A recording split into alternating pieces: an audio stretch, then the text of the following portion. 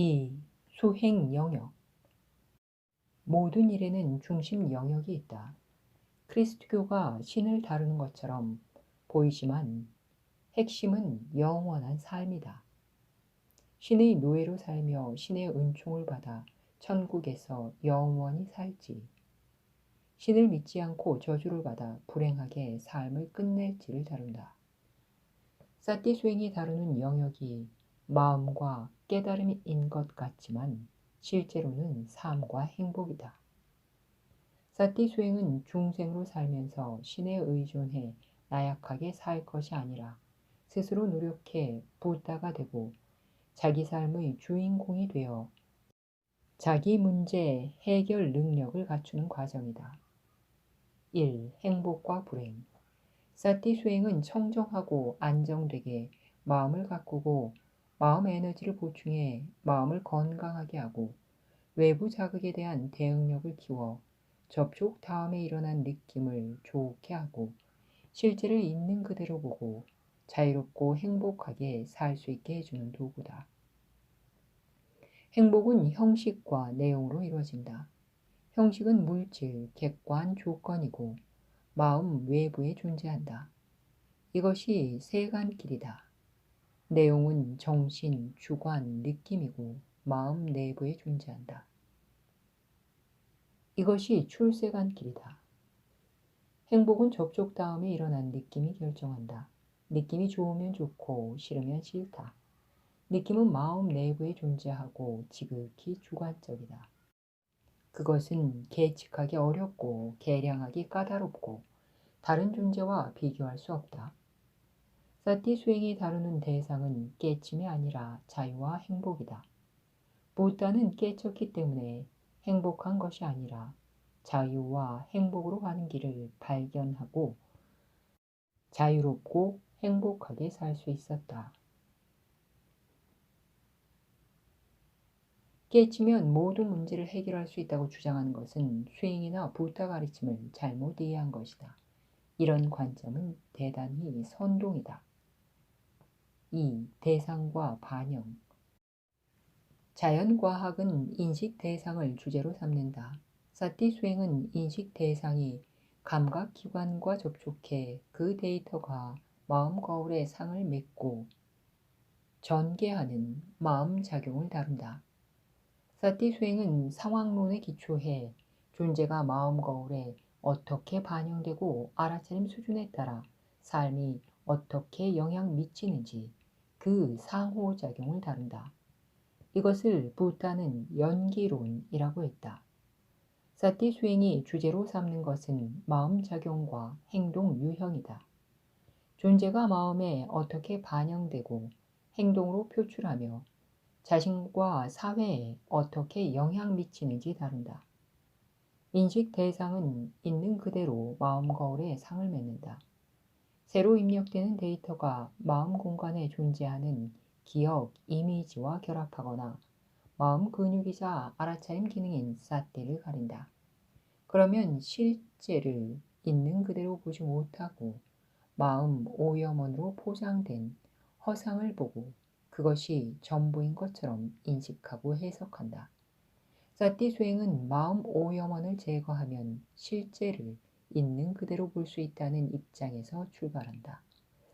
내용과 형식은 일치한다. 그러나 내용이 그대로 형식으로 나타나지 않는다. 실제가 그대로 표면으로 나타나면 수행이나 과학이 필요치 않을 것이다.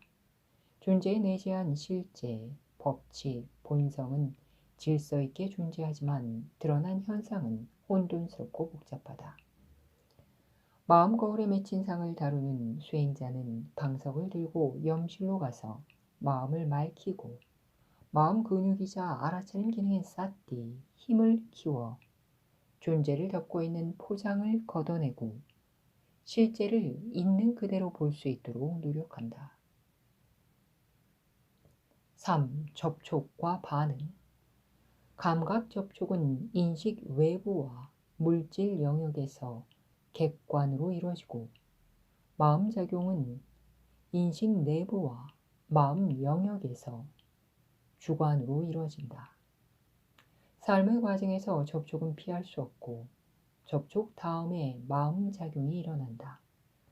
동일 접촉에 대해 사람마다 다른 느낌이 일어나고 그것을 대상으로 다차원 마음작용이 일어나는 것은 감각 느낌과 마음작용이 발생하는데 접촉뿐만 아니라 그 수용체인 마음 상태와 마음 건강이 관여하기 때문이다. 접촉 대상이 좋아야 함은 기본이다. 거기에 대해 접촉 다음에 일어나는 마음작용이 좋아야 함은 자유와 행복에 관해 더 직접이고 본질이다. 접촉을 좋게 하는 것은 사회에서 다른 존재와 어떻게 관계 맺고 행동하느냐에 달려있다. 감각 느낌과 마음작용을 좋게 하는 것은 마음 공간이 얼마나 맑고 건강하느냐에 달렸다. 4. 자유와 구속. 사람은 삶의 과정에서 다양한 존재를 접촉하고 다차원으로 일어난 마음작용에 구속된다.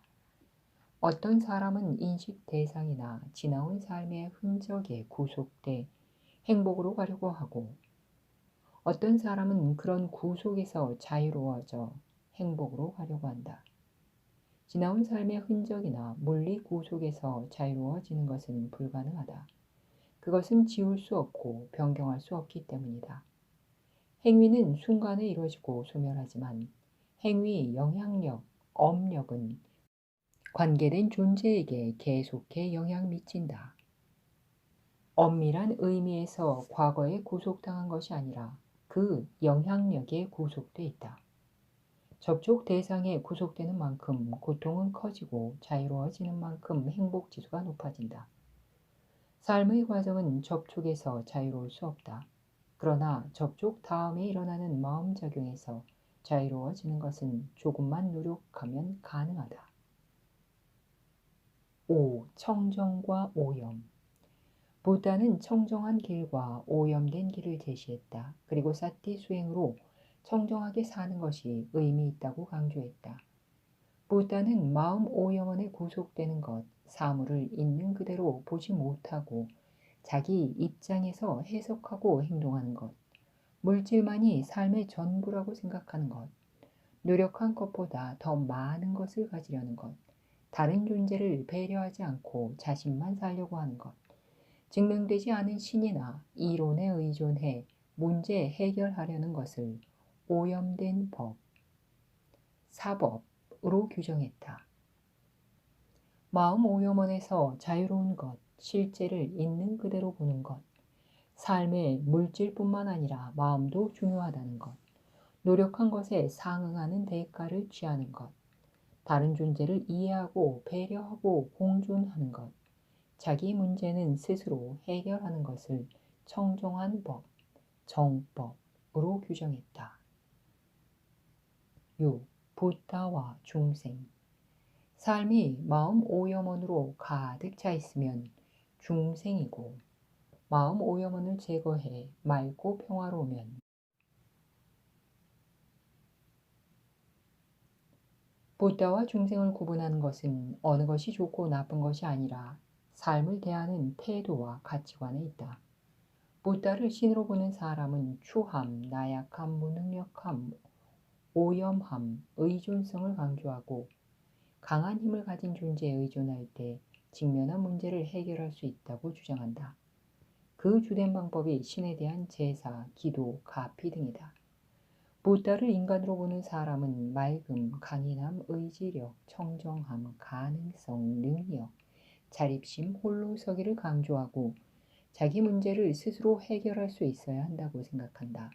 그 주된 방법이 수행과 노력이다. 삶의 주인공은 자기 자신이다. 오직 한 번뿐인 소중한 삶을 다른 존재에게 맡기는 것은 옳지 않다. 자기 의지와 책임 아래 자기 길을 가야 한다. 증명되지 않은 신이나 절대자에 의지하고 신의 노예로 살 건지 자기 삶의 주인공으로 살 건지는 선택이고 가치관 문제다. 자기 삶의 주인공이 돼 자기 의지대로 삶을 설계하고 행동하고 책임지는 것이 아름답고 현명하다. 간혹 아라마에 오면 부다가 돼야 한다고 말하지만 정작 실천 방법은 중생으로 길들이는 과정을 강요한다. 욕망을 성취해 줄 신에 의존하고 자기의 추함, 나약함, 무능함을 강조한다. 그 과정에서 점점 더 중생으로 길들고 중생처럼 사고하고 행동한다. 그 중심에 기도가 있다. 만약 이런 식으로 사람을 중생으로 길들이는 개인이나 단체가 있다면 수행 영역에서 추방해야 한다. 불교는 중생을 만드는 것이 아니라 붓다 양성도량이다.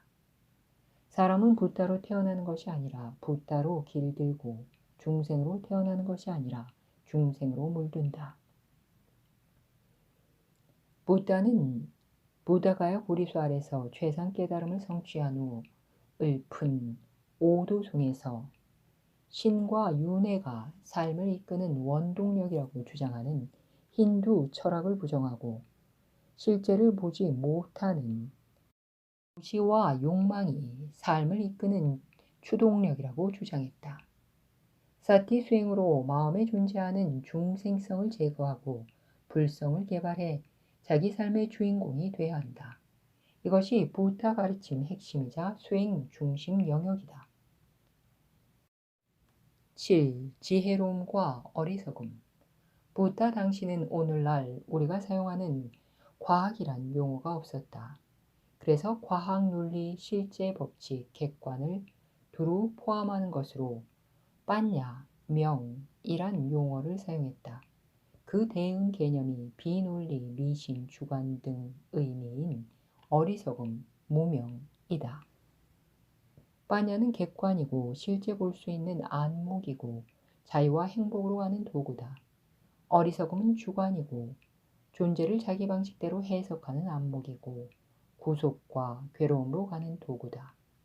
부다는 실제를 올바르게 이해하는 것이 현명하다고 보았다. 객관으로 증명할 수 있고 논리로 설명할 수 있고 누구든지 추정해 보여줄 수 있고 현실로 말할 수 있는 것은 말하고 말할 수 없는 것은 사실로 증명될 때까지 유보해야 한다고 주장했다.